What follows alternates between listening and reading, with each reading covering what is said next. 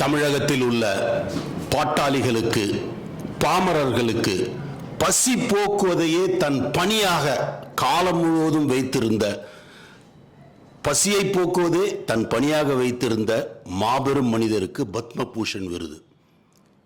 விருதுகள் சில நேரம் பெருமைப்படும். விருதுகளை பெருமைப்படுத்துவது ஒரு ரகம். ஆனால் விருதுகளே சில நேரம் பெருமைப்படும். முதல் முறையாக பத்மபூஷன் விருது புரட்சி கலைஞர் மக்களின் உள்ளத்தில் என்றும் குடியிருந்து கொண்டு கொள்கைகளை வழிநடத்தி செல்லும் திரு விஜயகாந்த் அவர்களுக்கு பத்மபூஷன் விருது தந்ததன் மூலம் பத்மபூஷன் பெருமைப்பட்டிருக்கிறது. பாமரர்களின் நேசன், பாட்டாளிகளின் நேசன் பெற்றிருக்கிறார் பத்மபூஷன் விருது திரு விஜயகாந்த் அவர்கள்.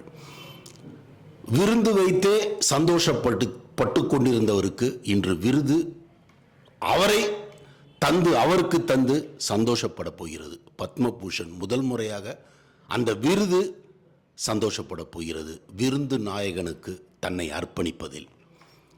கோயம்பேடில் நிறைய சிறப்புகள் இருந்தாலும் இன்னைக்கு கோயம்பேடு சிறப்பாக இருக்கிறதுக்கு மிகப்பெரிய சிறப்பை பெற்றது திரு விஜயகாந்த் அவர்களின் நினைவிடமாக மாறியது. அந்த இடம் ரொம்ப முக்கியமான இடம் வரலாற்றில். ராமர் வந்து சென்ற இடம். கோயம்பேடுன்றது சாதாரண இடம் இல்லை, ராமர் வந்து சென்ற இடம். சிவன் ஆலயமும் விஷ்ணு ஆலயமும் எதிரில் இருந்து மிக முக்கியமான ஸ்தலமாக இருந்து கொண்டு இருக்கும் அந்த கோயம்பேடு இன்று திரு விஜயகாந்த் அவர்களின் மறைவிற்கு பின் மக்கள் மனதில் மறைக்க முடியாத புனித இடமாக மாறியிருக்கிறது. மத்திய அரசு பல நல்ல விஷயங்களை செய்தாலும் முதல் முறையாக மக்களின் இதயத்தில் குடிக்கொண்டவருக்கு இந்த விருதை தந்து மத்திய அரசு தான் ஒரு மத்திய அரசு என்பதை நிரூபித்திருக்கிறது. மத்திய அரசுக்கும் என்னுடைய வாழ்த்துக்கள். கொரோனா காலகட்டத்தில் உதவி கேட்டு எவனாவது வரானா பார் என்று ஓடி ஒதுங்கி கொண்டு கதவுகளை சாத்தி கொண்ட தலைவர்களுக்கு நடுவே தன்னுடைய காலேஜில் எப்போது வேண்டுமானாலும் யாரை வேண்டுமானாலும் கொண்டு வந்து புதைக்கலாம் என்று கதவுகளை திறந்து வைத்த ஒரே கர்மா, புனித கர்மா இன்று இந்தியாவெங்கும் எதிரொலிக்கப் போகிறது இந்த விருதின் மூலமாக.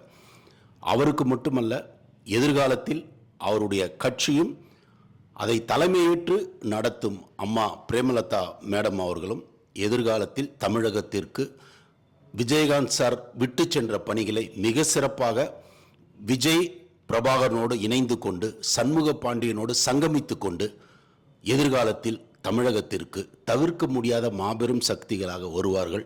இந்த பத்மபூஷன் அவர்கள் பெறுவது ஒவ்வொரு தமிழரும் பெறுவதற்கு சமம். ஜெய் ஹிந்த்.